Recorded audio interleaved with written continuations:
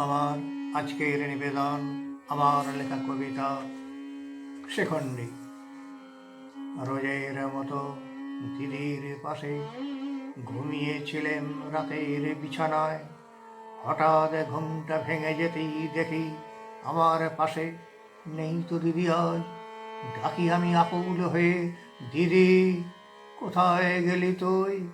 জ্যোৎস্না রাতে ছুটে গিয়ে দেখি অনেক দূরে দিদি, মনে হচ্ছে সঙ্গে কয়েকজন। এপারে আমি, অন্য পারে তুই, হচ্ছে মনে যোজন ব্যবধান। তাই যেন আজ মূর্তিখানে দেখছি দুরন্ত এক নদী। আমি শুধু সারাদিনই কাঁদি, তুই যে আমায় ঘুম পাড়াতিস, গায়ে মাথায় হাত বুলিয়ে দিতিস।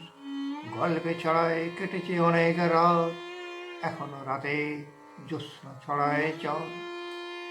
কেউ বলে না ছড়া, কেউ গায় না গান। আমায় ছেড়ে কোথায় গেলি দিদি, তোর জন্যে কাঁদছে আমার প্রাণ। পাড়ার ছেলে, পাড়ার মেয়ে বলছে আমায় ডেকে, বলতে গিয়ে ঢোক গিয়েছে, বলছে থেকে থেকে, ও যে তোদের নয় গো দিদি, নয় গো দাদা ওরে। তাই তোর ঠাঁই হলো না এই সমাজের ঘরে। আমি তখন মানুষ লোকে দিদির পিছে পিছে, আজও সমাজ ঢেকে আছে এই অন্ধকারের নিচে।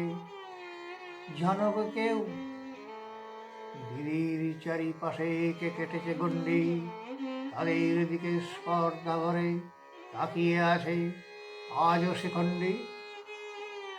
সেই যুগে ধ্রুপদ রাজা রেখেছে তাকে ঘরে, গড়েছে তাকে অস্ত্র নিপুণ ধনুর্ধর করে। অস্ত্রগুরু দ্রোণাচার্য শিখণ্ডীকে শিখিয়েছিলেন অস্ত্র চালনা। রণক্ষেত্রে ভীষ্ম বলেছেন শিখণ্ডী মহারথী। কুরুক্ষেত্র তাই শুনেছিল মহারথী শিখণ্ডীর ধনুকের টঙ্কার। আধুনিকতার আলোকে আমরা কত না গর্বিত, এত যে আলো তবুও অধর। আমরা যে খণ্ডিত, তাকিয়ে দেখো আজিও সমাজ ঢেকেছে গভীর অধারে। আজ শিখণ্ডী রেখেছে জারি ধনুকের টঙ্কারে।